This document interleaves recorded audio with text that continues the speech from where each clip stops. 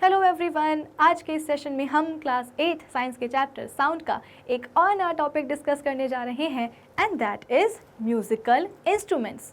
Previous session में हमने बात करी थी Audible and inaudible sounds topic के ऊपर, जहाँ पे ये हमने सीखा था कि जो आवाज़ें हमें सुनाई देती हैं उन्हें हम बोलते हैं ऑडिबल साउंड्स, जो आवाज़ें हमें नहीं सुनाई देती हैं उन्हें हम बोलते हैं इनऑडिबल साउंड्स।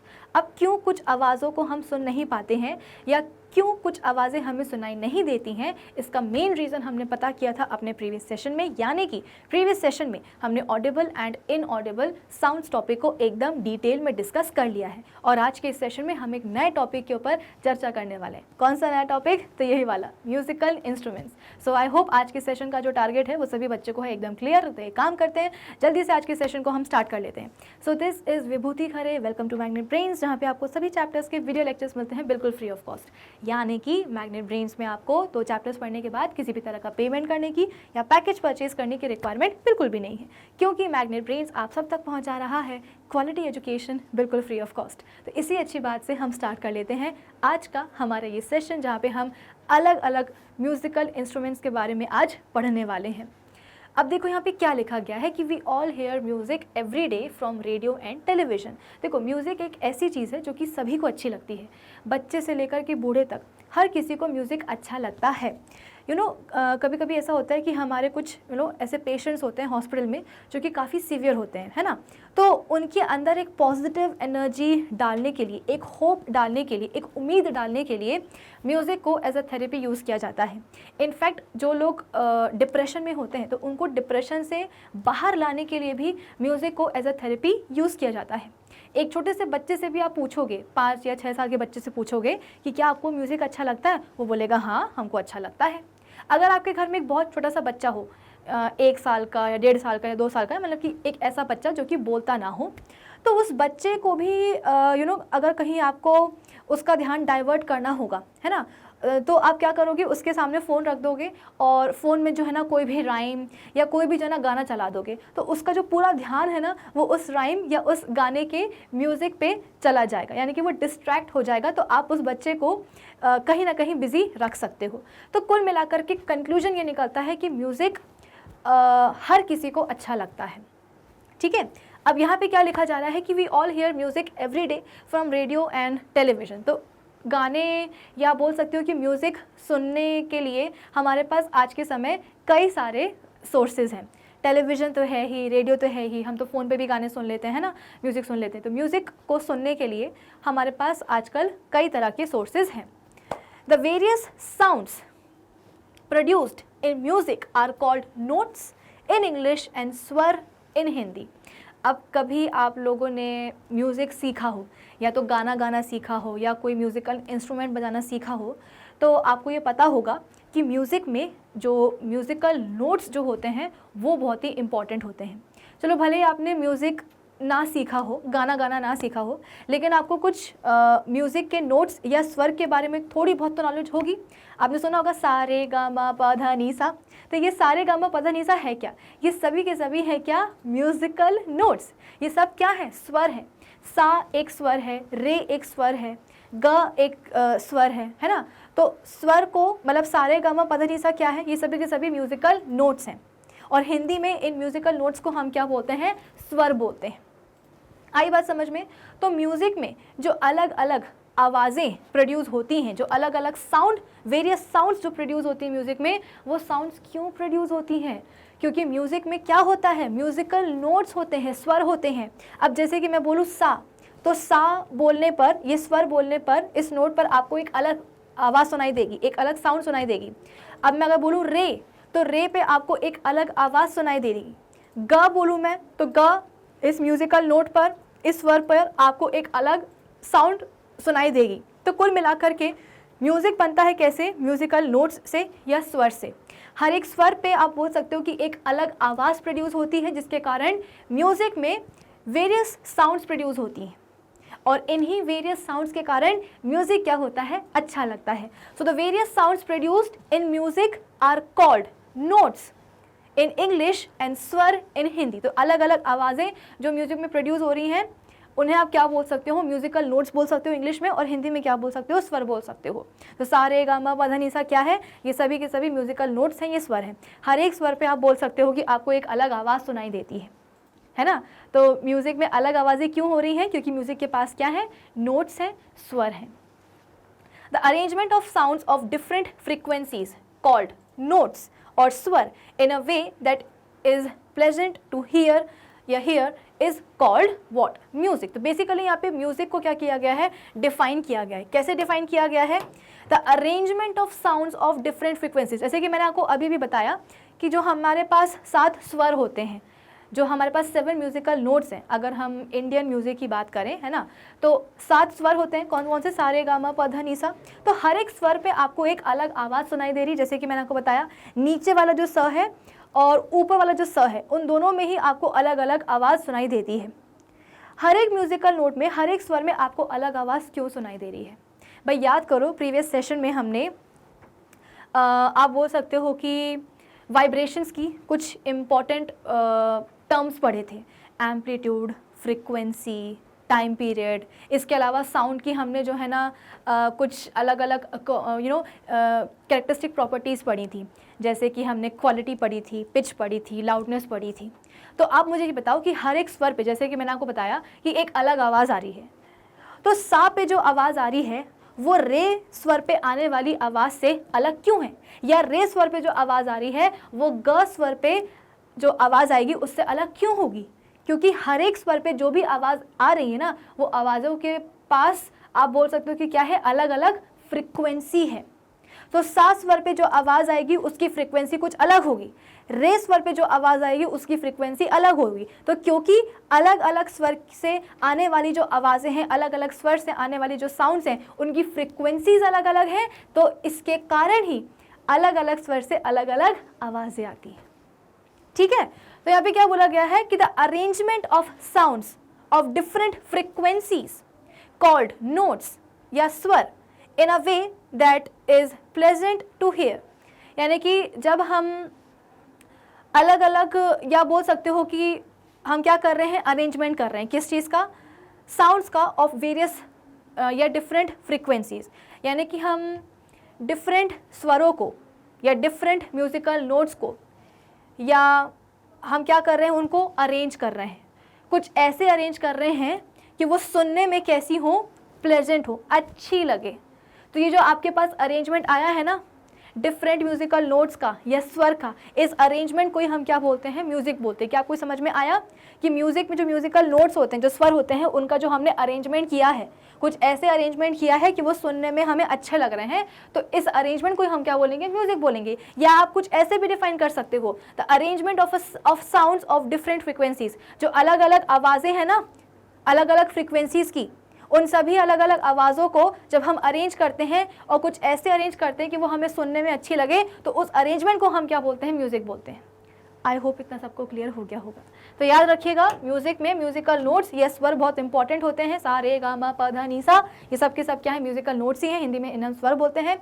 हर एक स्वर पे एक अलग आवाज़ आती है। अलग आवाज़ क्यों आती है, क्योंकि हर एक आवाज़ की क्या होती है, अलग फ्रीक्वेंसी होती है। तो सभी स्वरों में जो आवाज़ निकलेगी, उन सभी आवाज़ों की फ्रीक्वेंसी अलग अलग होगी, जिसके कारण सभी आवाज़ कैसी होंगी, अलग अलग होंगी। चलो, when we sing a song we modulate और alter our voice to produce these musical notes या स्वर। जब भी हम गाना गाते हैं तो हम क्या करते हैं, इन म्यूजिकल नोट्स को आप बोल सकते हो कि मॉड्यूलेट करते हैं या ऑल्टर करते हैं, है ना। वी मॉड्यूलेट या alter our voice to produce. अच्छा, तो बेसिकली देखो, जैसे कि मैंने आपको बताया कि अगर आपको म्यूज़िक चाहिए है तो म्यूज़िक लाने के लिए आपको क्या करना पड़ेगा, म्यूज़िकल नोट्स लाने पड़ेंगे।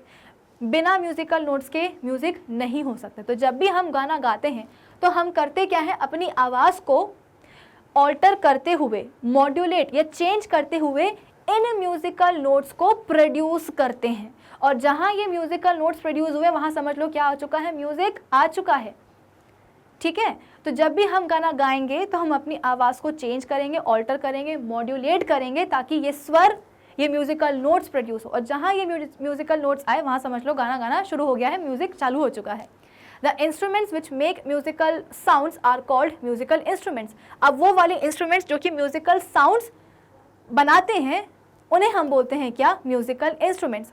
Now some of the common example of musical instruments are sitar, veena, violin, guitar, tanpura, piano, harmonium, shehnai, flute, bansuri, ठीक है ना।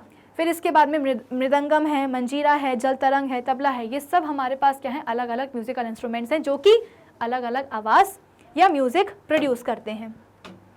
चलो आगे बढ़ जाते हैं हम। आगे हमारे पास क्या है कि there are mainly 4 types of musical instruments. अब हमारे पास 4 टाइप के मेनली म्यूजिकल इंस्ट्रूमेंट्स होते हैं। कौन कौन से? स्ट्रिंग्ड म्यूजिकल इंस्ट्रूमेंट्स, यानी कि वो वाले इंस्ट्रूमेंट्स जिनके पास क्या होती हैं, स्ट्रिंग्स होती हैं, जिनके पास लंबे लंबे तार होते हैं और उन तारों से ही क्या आती है, आवाज़ आती है, साउंड प्रोड्यूस होती है। इसके अलावा विंड म्यूजिकल इंस्ट्रूमेंट्स, यानी कि वो वाले म्यूजिकल इंस्ट्रूमेंट्स जो कि हवा से चलते हैं, एयर से, विंड से। तीसरा क्या है, मेम्ब्रेन म्यूजिकल इंस्ट्रूमेंट्स, यानी कि वो वाले म्यूजिकल इंस्ट्रूमेंट्स जिनके पास मेम्ब्रेन होती है और मेम्ब्रेन के ही वाइब्रेशन से साउंड प्रोड्यूस होता है। नाउ प्लेट, लास्ट क्या है type, plate type musical instruments, यानी कि कुछ ऐसे म्यूजिकल इंस्ट्रूमेंट्स होते हैं जिनके पास मेटल की प्लेट्स होती हैं और उन मेटल की प्लेट्स को ही हम क्या करते हैं, आपस में ऐसे ऐसे कोलाइड करते हैं, तो वो वाइब्रेट करेंगी और वाइब्रेशन से हम बोलते हैं कि म्यूजिक प्रोड्यूस होगा, साउंड प्रोड्यूस होगी, टू बी मोर स्पेसिफिक। तो सबसे पहले हम बात करते हैं स्ट्रिंग्ड म्यूजिकल इंस्ट्रूमेंट्स की। Stringed musical instruments produce musical sounds by vibration of stretched strings या स्ट्रेच्ड वायर्स। तो जैसे कि मैंने आपको बताया कि हमारे पास जो स्ट्रिंग्ड म्यूजिकल इंस्ट्रूमेंट्स हैं उसमें क्या होता है, तार होते हैं, वायर्स होते हैं या स्ट्रिंग्स होती हैं और उनको खींच करके, स्ट्रेच करके रखा जाता है। तो स्ट्रिंग्ड म्यूजिकल इंस्ट्रूमेंट्स में हम बोलते हैं कि हमारे पास स्ट्रेच्ड वायर्स होते हैं या स्ट्रेच्ड स्ट्रिंग्स होती हैं, जिनको कि जब हम प्लग करते हैं तो वो वाइब्रेट करते हैं, स्ट्रिंग्स या वायर्स वाइब्रेट करते हैं और उनके वाइब्रेशन से ही साउंड प्रोड्यूस होती है। A string is a piece of thin wire. एक स्ट्रिंग है क्या, एक थिन पीस होता है, पतला सा पीस होता है वायर का। In a stringed musical instrument thin metal strings या thin metal wires are fixed tightly between the 2 points. 2 points के बीच में जो वायर्स हैं, जो स्ट्रिंग्स हैं, उनको टाइटली बांधा जाता है, स्ट्रेच करके आप बोल सकते हो कि टाई किया जाता है।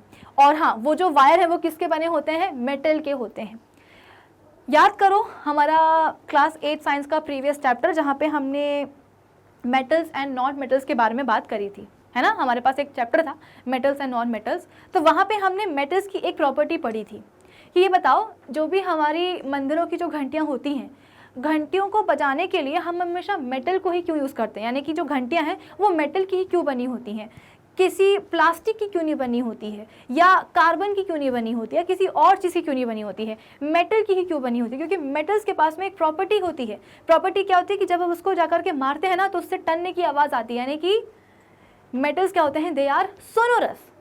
तो यहाँ पे जो हम अपने स्ट्रिंग्ड म्यूज़िकल इंस्ट्रूमेंट्स की बात कर रहे हैं तो उनमें जो स्ट्रिंग्स हैं या जो वायर्स हैं वो किसके बने हुए हैं, मेटल्स के ही बने हुए हैं।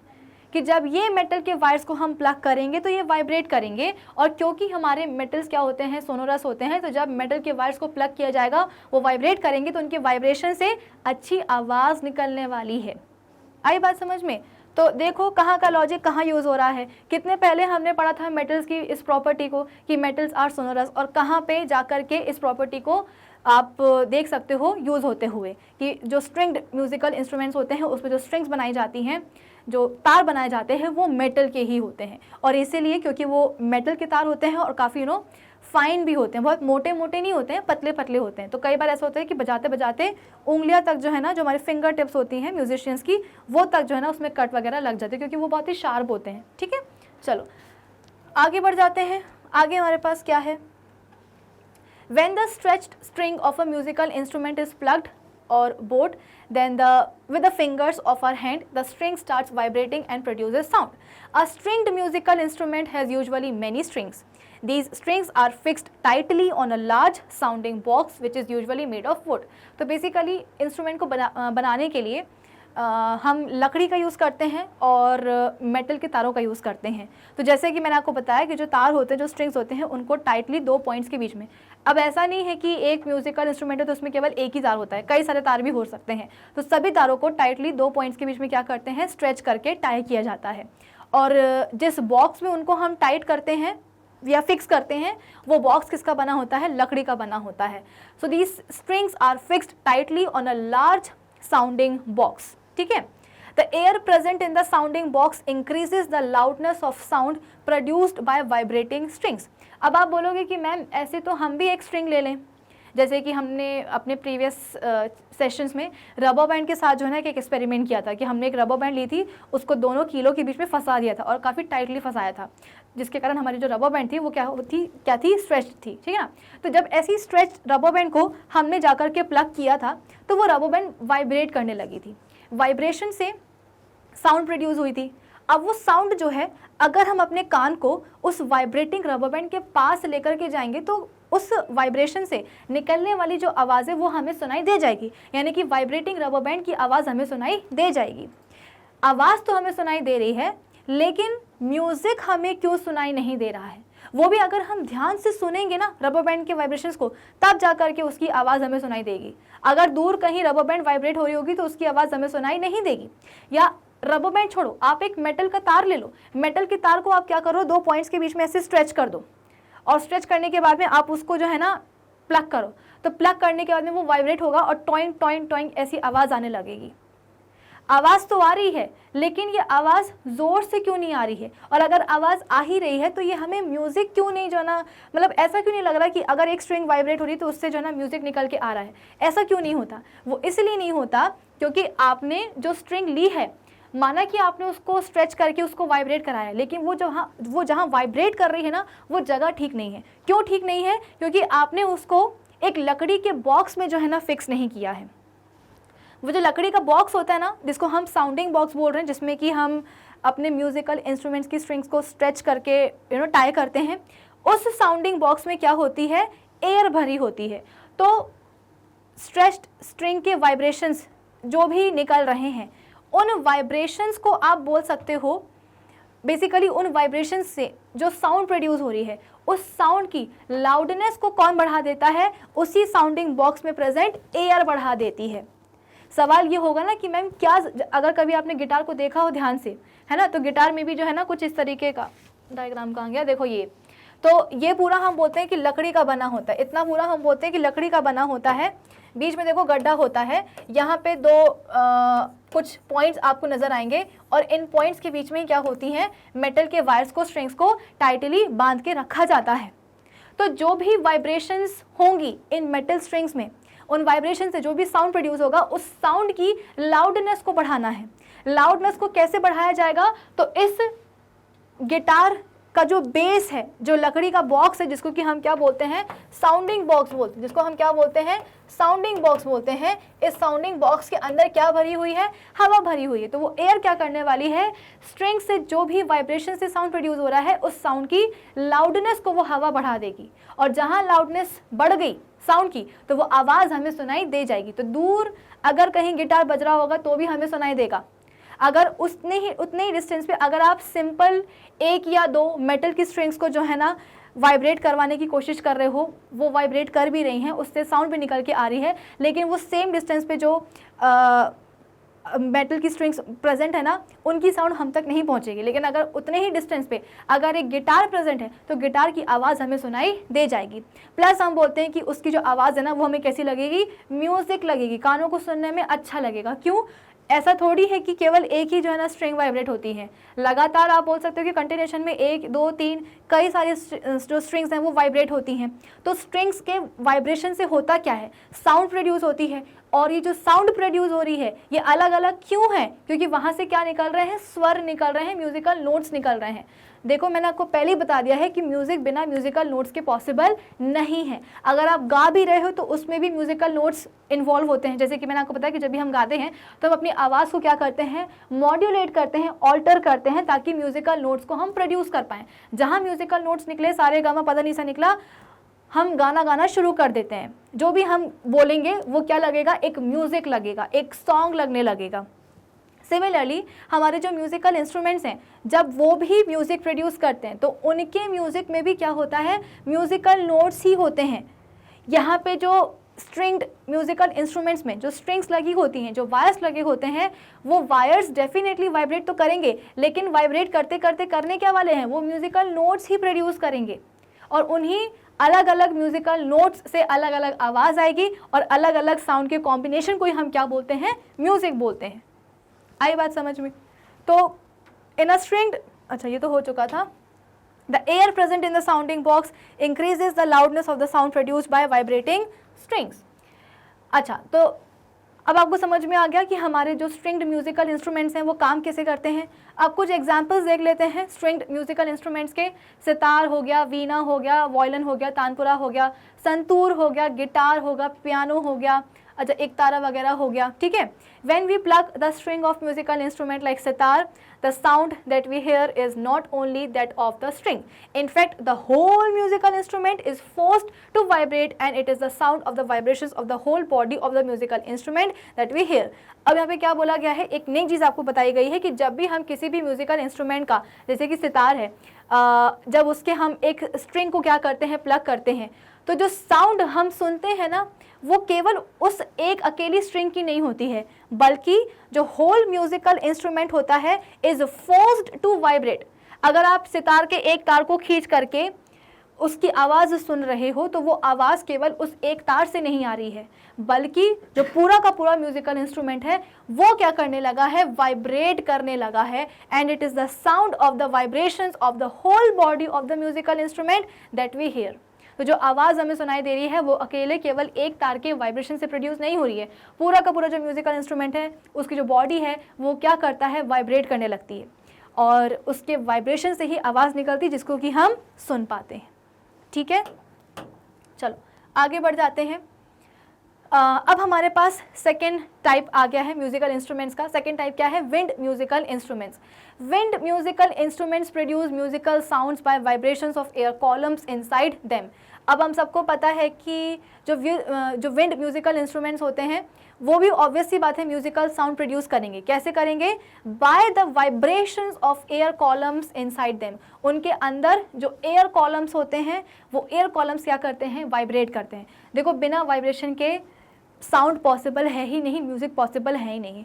तो विंड म्यूजिकल इंस्ट्रूमेंट्स अगर साउंड प्रोड्यूस कर रहे हैं, म्यूजिकल साउंड प्रोड्यूस कर रहे हैं, तो कैसे, क्योंकि उनके अंदर जो एयर कॉलम है वो क्या कर रही हैं, वाइब्रेट कर रही हैं।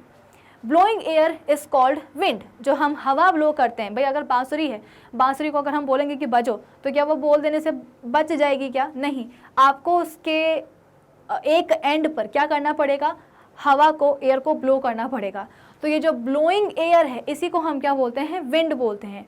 तो जब तक आप विंड म्यूजिकल इंस्ट्रूमेंट्स में क्या नहीं करोगे, एयर को ब्लो नहीं करोगे, तब तक वो जो विंड है वो वाइब्रेट नहीं करेगी, और अगर वो वाइब्रेट नहीं करेगी तो फिर आवाज़ भी नहीं आएगी।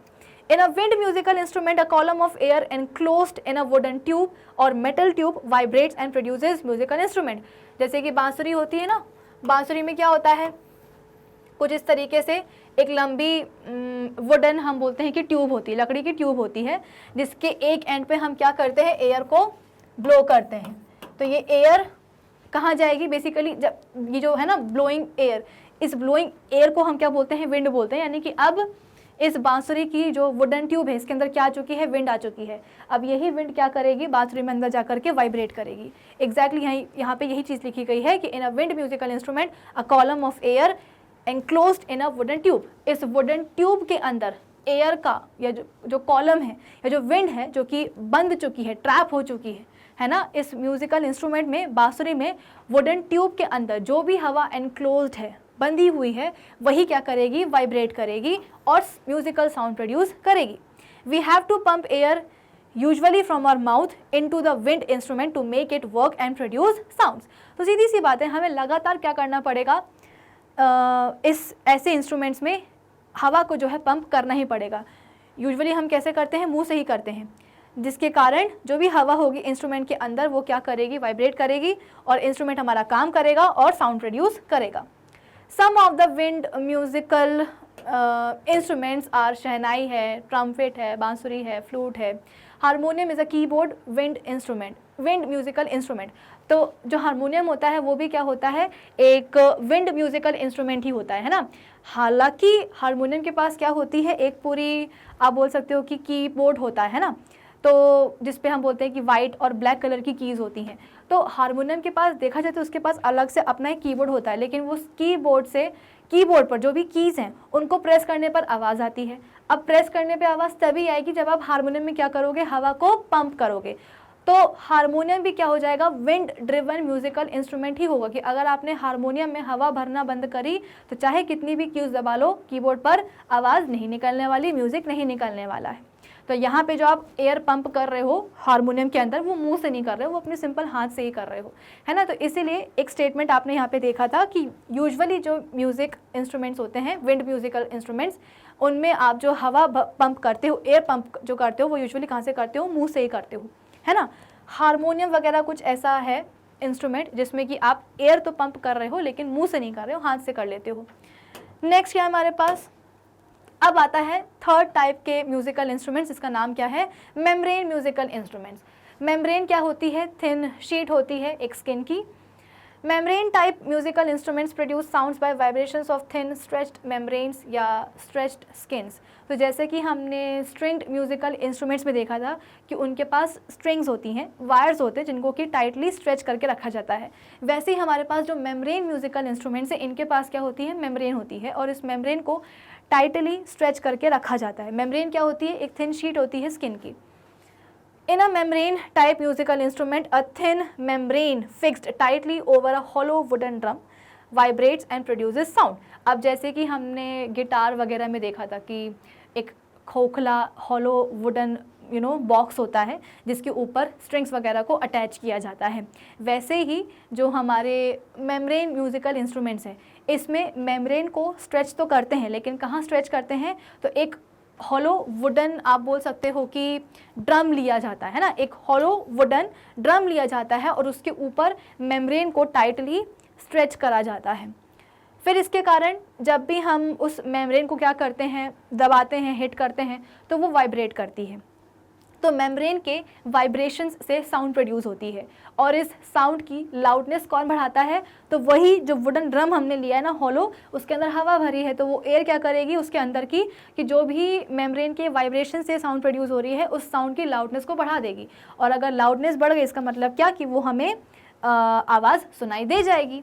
सो we have to strike the stretched membrane of the instrument with our hands और विद स्टिक्स। जैसे कि जो ड्रम वगैरह होते हैं उनको तो हम डंडी से ही बजाते हैं, जो तबला वगैरह हो गया उसको तो हम अपने हाथ से ही बजाते हैं, to make it vibrate and produce sound. तो हाथ से मार लो या तब ड्रम से मार लो, स्टिक से मार लो ड्रम को, किसी भी तरीके से स्ट्रेच्ड मेम्ब्रेन को आपको क्या करना है, हिट करना है, स्ट्राइक करवाना है, उसको वाइब्रेट करवाना है। जहाँ वो उसने अपना वाइब्रेशन करना मतलब वाइब्रेट करना शुरू किया, आवाज़ शुरू हो जाएगी, साउंड प्रोड्यूस हो जाएगी। एग्जाम्पल्स क्या हो सकते हैं मेम्ब्रेन टाइप म्यूजिकल इंस्ट्रूमेंट्स के, ढपली, ड्रम, ढोलक, तबला, मृदंगम, है ना। साउथ में हम बोलते हैं कि ऐसा मृदंगम बहुत फेमस होता है। ड्रम आप सभी ने देखा ही होगा, तबला आप सभी ने देखा ही होगा, ढोलक, देखो मृदंगम और ढोलक का जो शेप है वो ऑलमोस्ट एक जैसा ही होता है। मृदंगम हम बोलते हैं कि थोड़ा सा लंबा होता है, ठीक है, थोड़ा हैवी होता है, ढोलक थोड़ी छोटी सी होती है। ड्रम हो गया, ढपली हो गया कुछ इस तरीके से, ठीक है ना, ढपली। चलो, तो कुछ ऐसे हमने क्या देख लिए हैं, मेम्ब्रेन म्यूजिकल इंस्ट्रूमेंट्स भी देख लिए हैं। When we strike the membranes of mridangam, the sound that we hear is not only that of membrane but of the whole body of the mridangam which is forced to vibrate. जैसे कि हमने देखा था stretched musical instruments में कि string से जो भी आवाज़ आती है तो वो आवाज़ केवल स्ट्रिंग से नहीं आती है बल्कि जो होल बॉडी होती है इंस्ट्रूमेंट की, it is forced to vibrate. और अगर कोई चीज़ वाइब्रेट हो रही है इसका मतलब क्या, आवाज़ भी आएगी। तो ऐसे ही जो हमारे पास मृदंगम होता है, जब उसको हम थाप देते हैं तो डेफिनेटली उसकी जो मेम्ब्रेन है वो वाइब्रेट करती है, वाइब्रेशन से आवाज़ निकलेगी, आवाज़ हमें सुनाई देगी। लेकिन वो जो आवाज़ होगी ना वो केवल मेम्ब्रेन की वाइब्रेशन से नहीं आई है, पूरी की पूरी जो होल बॉडी है मृदंगम की वो क्या करती है, वाइब्रेट करती है और उसके वाइब्रेशन से भी क्या होती है, आवाज़ निकलती है। तो हम बेसिकली आप बोल सकते हो कि एक कंबाइंड साउंड सुनते हैं। कंबाइंड किस चीज़ की कॉम्बिनेशन है, तो जो मेम्ब्रेन है उसकी आवाज़ और जो होल बॉडी है इंस्ट्रूमेंट की उसकी आवाज़, तो दोनों की ही आवाज़ें हम तक पहुंचती है, हमारे पास कंबाइंड साउंड पहुंचती है। फिर इसके बाद में mridangam, tabla, dholak etcetera are actually rhythm instruments और taal instruments which are usually used along with other musical instruments. तो इनको हम रिदम या ताल इंस्ट्रूमेंट्स भी बोलते हैं, जिनको कि हम किसी दूसरे इंस्ट्रूमेंट के साथ भी यूज़ करते हैं। फिर अब हमारे पास आ गया है एक लास्ट टाइप का म्यूजिकल इंस्ट्रूमेंट जिसे हम बोलते हैं plate musical instruments. Plate type musical instruments produce musical sounds by the vibrations of thick plates और ऑब्जेक्ट्स मेड ऑफ प्लेट। तो बेसिकली यहाँ पे हम बोलते हैं कि हमारे पास प्लेट्स होती हैं ना, प्लेट टाइप म्यूजिकल इंस्ट्रूमेंट्स में जो म्यूजिकल साउंड्स प्रोड्यूस हो रही हैं वो कैसे प्रोड्यूस होती हैं, by the vibrations of thick plates. तो जो नाम है वैसे ही जो है ना उनके पास पूरा अपैरेटस होने वाला है कि हमारे पास प्लेट म्यूजिकल इंस्ट्रूमेंट्स हैं। इसका मतलब कि उनके पास बड़ी बड़ी प्लेट्स होती हैं, वो प्लेट्स ही क्या करती हैं, आपस में वाइब्रेट करती हैं और उनके वाइब्रेशन से ही साउंड प्रोड्यूस होती है। The plate type musical instruments are simply beaten or struck to produce musical instruments. तो सीधी सी बात है, प्लेट को हम क्या करते हैं, या तो आपस में ही जो है ना भिड़ा देते हैं, कोलाइड करवा देते हैं, या किसी स्टिक से जो है ना प्लेट को मारते हैं, जिसके कारण म्यूजिकल साउंड, मतलब किसी भी तरीके से हमें प्लेट को क्या करना है, वाइब्रेट करना है। जहाँ वाइब्रेशंस शुरू हुए साउंड प्रोड्यूस होना शुरू हो जाएगी। द सिम्बल्स या manjira is a plate type musical instrument. The cymbals consist of 2 concave brass plates. तो देखो ऑब्वियस सी बात है, यहाँ पे भी हम बोल रहे हैं कि जो हमारे मंजीरे वगैरह हैं, है ना, इनको बनाने के लिए हम क्या कर रहे हैं, किसी ना किसी फॉर्म में मेटल की ही प्लेट्स यूज़ कर रहे हैं। ब्रास क्या होता है, अलॉय ही तो होता है ना, है ना, ब्रास क्या होता है, एक अलॉय ही तो होता है, मेटल्स का ही तो बना होता है। तो कुल मिलाकर के जो भी हम प्लेट म्यूजिकल इंस्ट्रूमेंट्स बनाते हैं उनमें हम मेटल को ही यूज़ करते हैं। क्यों यूज़ करते हैं, क्योंकि हमारे मेटल्स क्या होते हैं, सोनोरस होते हैं, कि जब इनको हम बजाएंगे तो इनको बजाने पर टन की आवाज़ आएगी, है ना, एक अच्छी आवाज़ आएगी।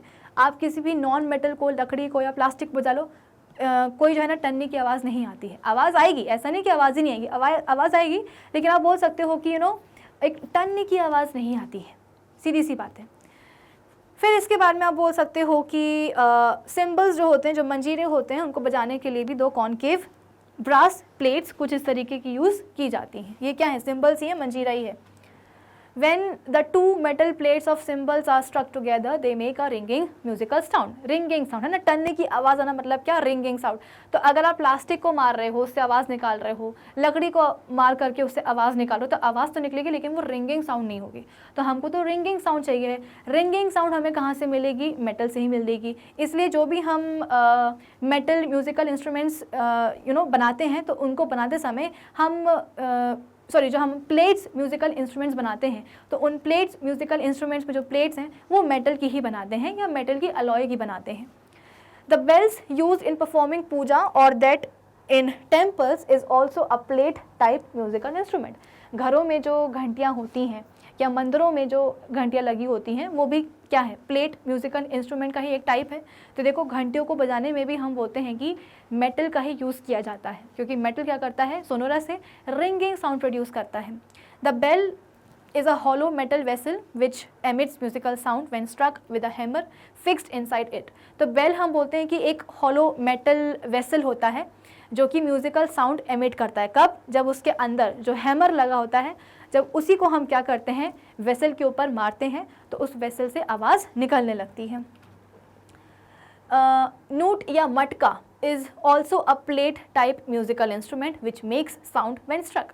आपने देखा होगा कि कुछ साउथ रीजन में जो म्यूजिशियंस होते हैं, वो आप बोल सकते हो कि मटका वगैरह का भी जो है ना यूज़ करते हैं, मटके को भी बजाते हैं और काफ़ी अच्छी आवाज़ आती है। घटम हो गया, करतल हो गया, और also plate type musical instruments. जल तरंग is also a kind of plate type musical instruments. देखो जल तरंग में क्या होता है, बहुत सारे ना ऐसे बोल रखे जाते हैं और इन सभी बोल्स में पानी भरा जाता है। अब पानी का लेवल भी जो है ना हर एक बोल में कैसा होता है, अलग अलग होता है, किसी में कम, किसी में ज़्यादा। मतलब आप बोल सकते हो कि बहुत सारे बोल रखे हुए हैं पानी के, और उन सभी बोल्स में पानी का जो लेवल है वो क्या होता है, अलग अलग ही होता है। तो जितने बार हम एक बोल को बजाएंगे, बोल को बजाने से होगा क्या, आवाज़ निकलेगी। ठीक है। अब जैसे कि मैंने आपको बताया कि भाई म्यूज़िक चाहिए है, तो म्यूज़िकल नोट्स या स्वर का होना भी बहुत इंपॉर्टेंट है।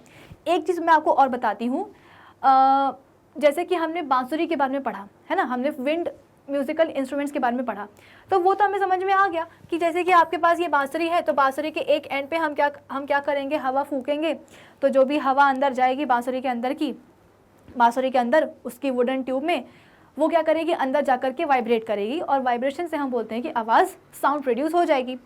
लेकिन ये साउंड तो प्रोड्यूस हो रही है, लेकिन ये साउंड का अलग अलग जो साउंड प्रोड्यूस हो रहे हैं, ये म्यूज़िक कैसे कहलाएगा। तो आपने देखा होगा कि चाहे वो फ्लूट हो, चाहे वो कुछ भी हो, बांसुरी हो, उसके एक साइड पर ऐसे होल्स भी प्रेजेंट होते हैं। इन होल से क्या किया जाता है, बेसिकली अलग अलग सुर निकाले जाते हैं। आई बात समझ में। तो डेफिनेटली बांसुरी के अंदर की जो हवा है वो वाइब्रेट तो कर रही है, लेकिन वाइब्रेशन से हम बोलते हैं कि अलग अलग साउंड कैसे प्रोड्यूस होगी। तो ये जो आपको अलग अलग गड्ढे दिखाई दे रहे हैं ना, इन अलग अलग गड्ढों से ही अलग अलग नोट्स बनाए जाते हैं, अलग अलग म्यूजिकल नोट्स, स्वर बनाए जाते हैं, और अलग अलग स्वरों की वजह से अलग अलग साउंड निकलती है, और इस साउंड के कॉम्बिनेशन को ही हम क्या बोलते हैं, वेरियस साउंड्स के कॉम्बिनेशन को ही हम म्यूजिक बोलते हैं। सिमिलरली जैसे कि यहाँ पे आपको जल तरंग दिख रहा होगा, तो जल तरंग में हमने बोला कि सभी बोल्स में एक समान, एक लेवल का पानी क्यों नहीं ले सकते, अलग अलग क्यों ले रहे हैं।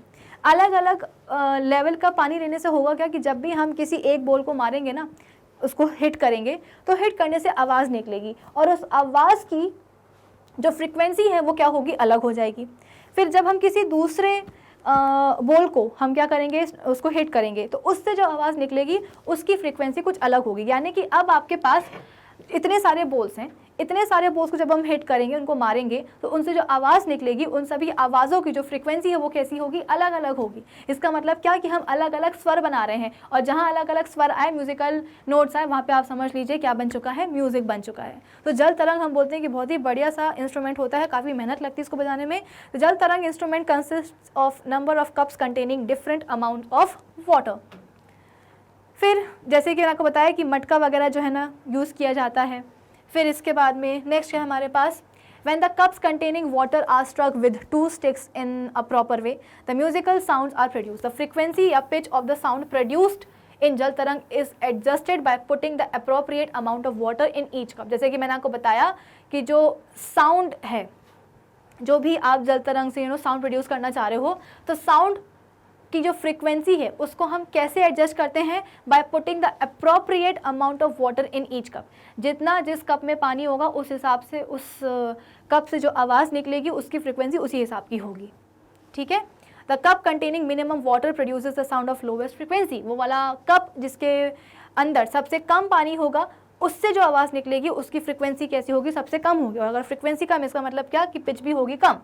As the amount of water in the cups goes on increasing, the frequency या pitch of the sound produced also goes on increasing. So the cup having maximum amount of water will produce sound of highest frequency या highest pitch. तो जैसे कि मैंने आपको बोला कि cup में कितना पानी है, वो amount of water ही क्या करता है, जो भी साउंड निकलने वाली है उस कप से, उस साउंड की फ्रीक्वेंसी को डिसाइड करता है। अगर कम पानी होगा तो सबसे कम फ्रीक्वेंसी निकलेगी। किसी कप में अगर सबसे ज़्यादा पानी होगा तो उस कप से जो भी साउंड निकलेगी उसकी फ्रीक्वेंसी कैसे होगी, सबसे ज़्यादा होगी, मैक्सिमम होगी, पिच मैक्सिमम होगी। ठीक है। तो कुछ इस तरीके से अलग अलग आवाज़ें निकलती हैं, और अलग अलग आवाज़ों के कॉम्बिनेशन को हम क्या बोलते हैं, म्यूज़िक बोलते हैं। तो आज के सेशन में हमने सभी म्यूज़िकल जितने भी टाइप्स हैं म्यूज़िकल इंस्ट्रूमेंट्स के, उन सबको हमने पढ़ लिया है। अब हम मिलेंगे अपने नेक्स्ट सेशन में, और नेक्स्ट सेशन में हम एक नए टॉपिक को डिस्कस करेंगे, नॉइस एंड म्यूज़िक। तो तब तक आप क्या करेंगे, आप जाएंगे गूगल के ऊपर, वहाँ पे टाइप करेंगे magnetbrains.com। जैसे टाइप करके सर्च करोगे आपके सामने खुल जाएगी हमारी ऑफिशियल वेबसाइट। जब आप हमारी ऑफिशियल वेबसाइट विजिट करोगे, आपके सामने आएगा ये वाला पेज जहाँ पे लिखा रहेगा India's number 1 100% free online education platform. जब इस पेज को आप फर्दर और स्क्रॉल करोगे तो आपके पास ऑप्शन आएगा एक्सप्लोर टॉप कोर्सेज़ का, जहाँ पे क्लास 12 से लेकर के किंडरगार्टन तक के सभी कोर्सेज होंगे अवेलेबल। अब सपोज़ आपको क्लास 8 ही देखनी है तो आप क्या करोगे, क्लास 8 पे क्लिक करोगे। जैसे ही क्लिक करोगे तो क्लास 8 के सभी सब्जेक्ट्स आपको यहाँ पे दिखाई देने लगेंगे। साइंस है, मैथ्स है, हिंदी है, सिविक्स है, ज्योग्राफी है, हिस्ट्री है, सब कुछ है। जब आपको क्लास 8 की साइंस ही देखनी हो तो आप क्या करोगे, इस पर क्लिक करोगे। जैसे ही क्लिक करोगे आपके सामने यहाँ पे खुल जाएगा क्लास 8 साइंस बाय विभूति खरे। अब अभी तक हमने जितने भी चैप्टर्स कर लिए हैं, ये जो भी हम कर रहे हैं, उन सभी चैप्टर्स के सभी लेक्चर्स यहाँ पे आपको हो जाएंगे अवेलेबल। एग्जाम्पल आपको चैप्टर नंबर 1 ही देखना है, क्रॉप प्रोडक्शन एंड मैनेजमेंट। तो इस चैप्टर के टोटल कितने लेक्चर्स हैं यहाँ पे? 14 लेक्चर्स हैं। तो जैसे ही आप इस पर क्लिक करोगे, इस चैप्टर का जो फर्स्ट लेक्चर होगा इंट्रोडक्शन वाला, वो आपके सामने खुल जाएगा। तो कुछ इस तरीके से आप सभी चैप्टर्स के सभी लेक्चर्स यहाँ पे देख सकते हो। फ़ायदा क्या है ऑफिशियल वेबसाइट को विजिट करने का, कि यूट्यूब पे आपकी जो कंप्लेंट होती है कि मैम आपके सब्जेक्ट की प्लेलिस्ट नहीं मिलती है, मिलती भी है, तो उसमें जो सीक्वेंस है वीडियोज़ का वो काफ़ी ऊपर नीचे होता है। तो जब आप हमारी ऑफिशियल वेबसाइट विजिट करते हो तो ऐसा यहाँ पे कोई भी कन्फ्यूजन नहीं होती है, क्योंकि यहाँ पे सभी चैप्टर्स के सभी लेक्चर्स एकदम प्रॉपरली सीक्वेंस में आपको अरेंज्ड मिल जाते हैं। प्लस यहाँ पे सभी टॉपिक्स के होते हैं नोट्स भी available. So, to visit our official website, कौन सी वाली? यही वाली, magnetbrains.com. Till then, keep learning with Magnet Brains. Thank you for watching.